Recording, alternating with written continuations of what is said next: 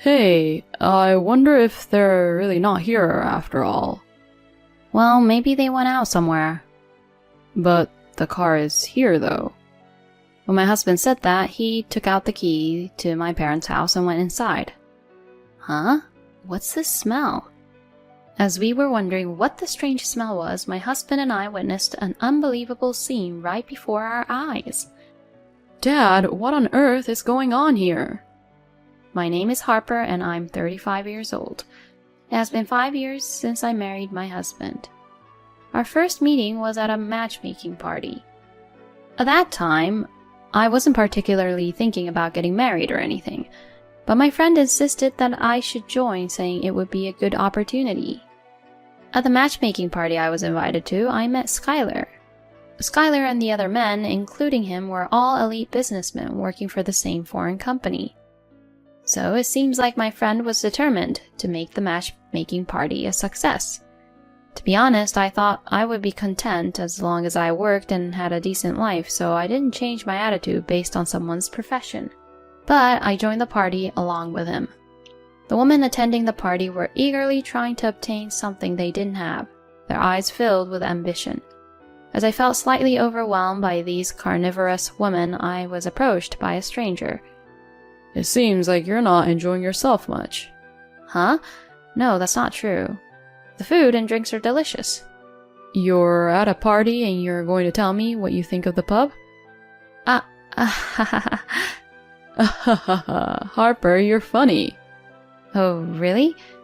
How about we go out for a meal together sometime? At that moment, I didn't show much enthusiasm, but it seemed like I stood out to him and piqued his interest.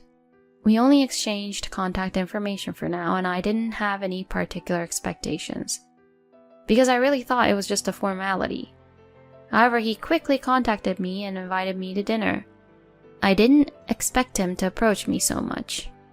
Somehow I decided to go for a meal with him just to give it a try, but it turned out to be more enjoyable than I thought. I started wanting to meet him again. After that, we went out for meals and dates several times. And we gradually became closer. And that's how our relationship started. I never expected that the matchmaking party I attended just as a formality would lead to us dating, so I was surprised. He and I continued to have a good relationship. But then it happened. Huh? Long-term stay in France? How long is that? Around 5 to 10 years. Huh? That long? Yeah, so Harper, would you marry me and come with me?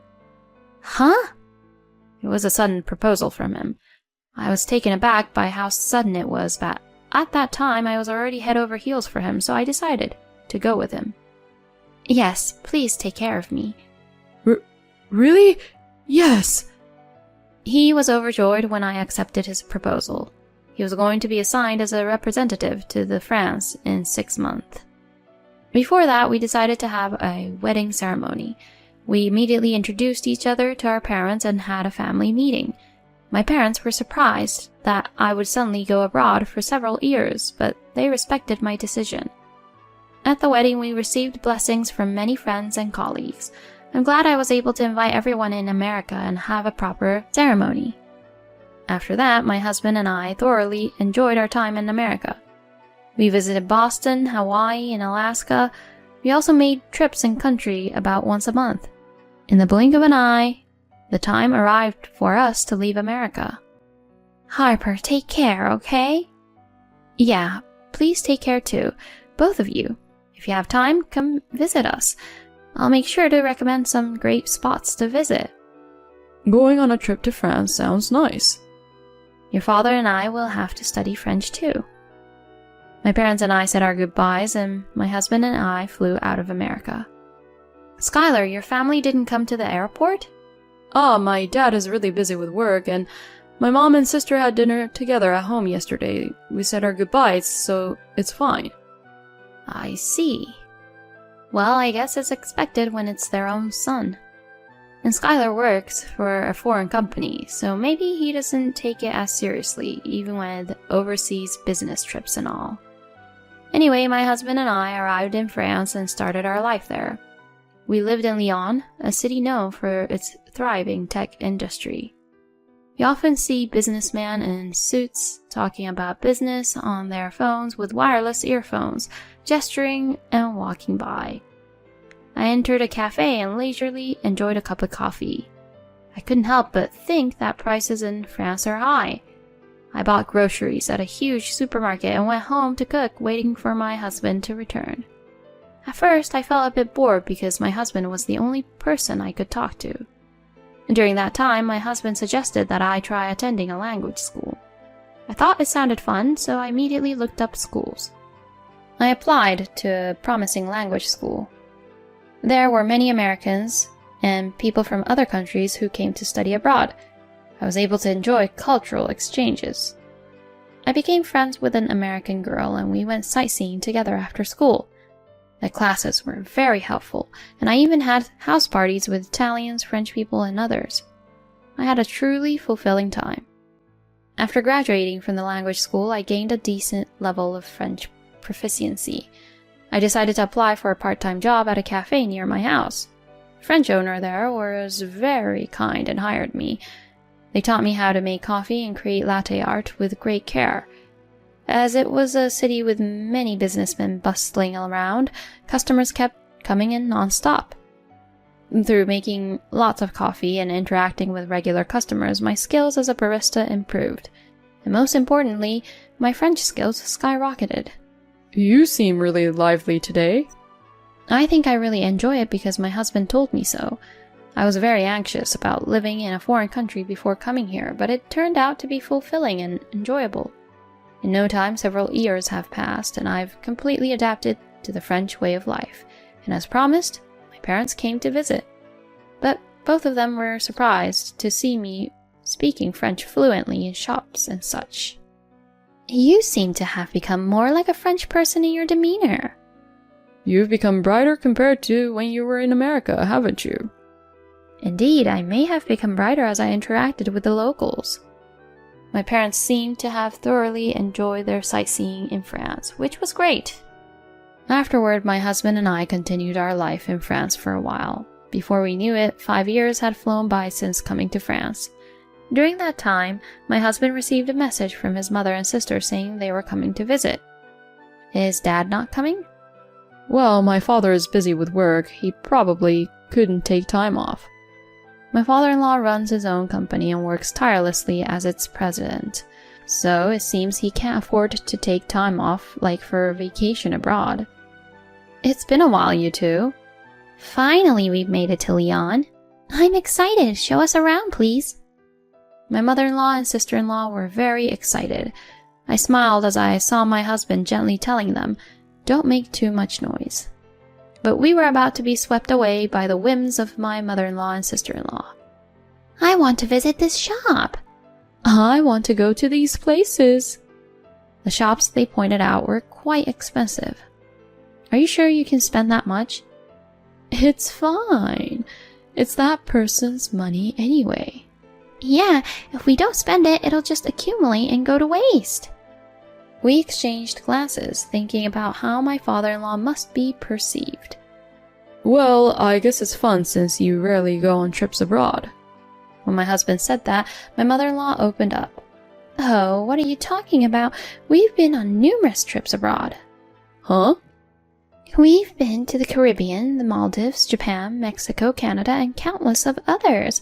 We've been to France too, like Paris and Marseille, but this is our first time in Lyon. My mother-in-law said those things. From the conversation we just had, I don't think my mother-in-law or sister-in-law would have brought my father-in-law. They must be spending extravagantly on every trip. My husband seemed stunned, seemingly unaware of that fact. My mother-in-law and sister-in-law didn't stay at our house, but booked a luxurious hotel for their entire stay. When it was just my husband and me at home, I couldn't help but feel concerned about their spending habits. I never expected it to be to this extent, I thought, feeling bewildered. They must be splurging without a care, since my father-in-law is a business owner with good earnings. I was grateful that, despite having a mother and sister like that, my husband had a sensible sense of money. After that, my mother-in-law and sister-in-law stayed for a few more days. Every day they spent money in a surprising manner. They were spending extravagantly, like celebrities. Well, that's a matter to be discussed between my father-in-law and mother-in-law, so I didn't particularly interfere. Still, I couldn't help but worry if it's okay to spend so extravagantly. And when my mother-in-law and sister-in-law left, I felt exhausted. It's like when you're with people who think only about themselves. It drains your mental energy. My husband also seemed quite tired. Harper, thank you so much for taking care of me these past few days. Afterward, we returned to our usual daily life. The 5 years of married life in France have been incredibly enjoyable. And my husband's overseas assignment has been extended for another 3 years. We decided to continue our life in France for the foreseeable future. And those 3 years also flew by in no time. I can't wait to experience life in America after 8 years. We've only returned to America 12 times in total, despite everything. The last time we went back was about 4 years ago, and now everything must be completely different. We concluded our long overseas assignment and returned to our home country. When we arrived in New York, we could immediately feel the familiar atmosphere and scent of America. After staying in a hotel, we immediately began searching for an apartment near my husband's workplace. We visited several properties with the intention of renting a place close to his office. We found a promising apartment and signed the contract. Then we went to visit each other's families to share the news of our return. First, we went to my parents' house. My parents were overjoyed to see me again after such a long time. However, as time passes, parents also age, so we should cherish every moment we have with them. Well, I'm almost 70 years old now. We're enjoying a leisurely life as a couple. That's great, as long as you're in good health. We shared stories and had a great time talking about our experiences in France. We ordered delicious pizza delivery and enjoyed a drink, creating a fun time together. As it was already late, we decided to stay overnight at my parents' house. A few days later, my husband and I visited my in-laws' house. But when my husband tried calling them, there was no answer. At least we wanted to give them a brief greeting, so we decided to visit their house. Looks like they're not home after all. Even when we rang the doorbell, there was no response. Well, maybe they went out somewhere. But their car is still here. Saying that, my husband took out the house key and went inside. Is it okay to enter without permission? They might just not be aware. And besides, I'm part of this family, so it's fine. Reluctantly, I followed my husband into the house. What's the smell? As soon as we entered the house, we were hit by a strong and pungent odor. Wondering what the smell was, my husband and I witnessed a shocking scene. Dad, what on earth is going on here? To our surprise, my father-in-law was crawling on the floor in his current state. We didn't ask how long he hadn't washed his clothes, but compared to the last time we saw him, he looked extremely thin. The smell was probably due to the fact that he hadn't been bathing. Dad, what happened? What about Mom? As my husband desperately asked, my father-in-law spoke in a barely audible voice, mentioning something about needing food. I quickly checked the kitchen and found a few cans of soup, so I decided to make soup for him. In the meantime, my husband cleaned up the dirty room and, following my instructions, wiped my father-in-law's body. Just that much made my father-in-law look cleaner than before. Dad, the soup is ready. Can you sit up? I'm sorry. The truth is, I injured my legs and back, and I can't get up on my own. Huh? My husband and I were speechless upon hearing this surprising fact. It seemed that my father-in-law had reached a state where he needed care, and we had no idea about it since we hadn't heard anything from my mother-in-law.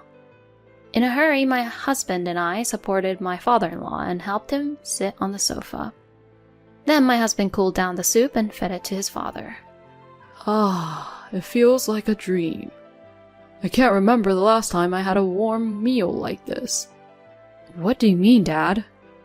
Let's hear the full story after we go to the hospital. We immediately called a taxi and took my father-in-law to the hospital. He was diagnosed with malnutrition and needed to be hospitalized urgently. According to the doctor, his condition was quite critical. After receiving some intravenous fluids and calming down a bit, we listened to my father-in-law's story. How could Mom and the others? The story we heard there was shocking. Apparently, a few years ago, my father-in-law announced his retirement due to the leg and back injury and entrusted the management of his company to his subordinates returning home. During that time, my mother-in-law and sister-in-law didn't provide any caregiving or household support at all. Not only that, they went out to play every day and left everything to the hired helpers. However, the helpers were only contracted for daytime assistance, and the responsibility fell on my mother-in-law and sister-in-law during the nights. My mother-in-law and sister-in-law found caregiving burdensome. Dinner consisted of leftovers or snacks, with very little and nutritionally insufficient food. My father-in-law kept losing weight rapidly. Moreover, my mother-in-law and sister-in-law frequently went on trips, leaving my father-in-law behind. Gradually, my father-in-law grew weaker, not just in his legs and back, but his arm muscles also weakened, greatly reducing what he could do. Even now, my mother-in-law and sister-in-law are on a 1-week trip to Europe. I thought I might die. Dad. My husband and I were filled with an immense anger towards my mother-in-law and sister-in-law. We decided to take legal action against them as soon as they returned to America. And it seems that my mother-in-law and sister-in-law have come back home. My husband and I immediately visited the family home. Oh, it's been a while since I heard those footsteps. So you've come back to America? Mom, aren't you concerned about Dad? Huh? Oh, now that you mention it, he's not home. I thought you two knew and that he was just out. Don't try to deceive us. We know everything. Dad is currently hospitalized. Huh? Don't act innocent. Leaving a father who needs care and being absent from home for a whole week. What were you thinking? When my husband confronted them like that, my mother-in-law and sister-in-law seemed to resign themselves. Wow, did you guys know all of that? Skylar, you should have just asked everything without beating around the bush. Don't joke around. It's despicable to put someone's life in danger by neglecting their care. Hey, don't be so angry. We've been in trouble with that man for a long time now.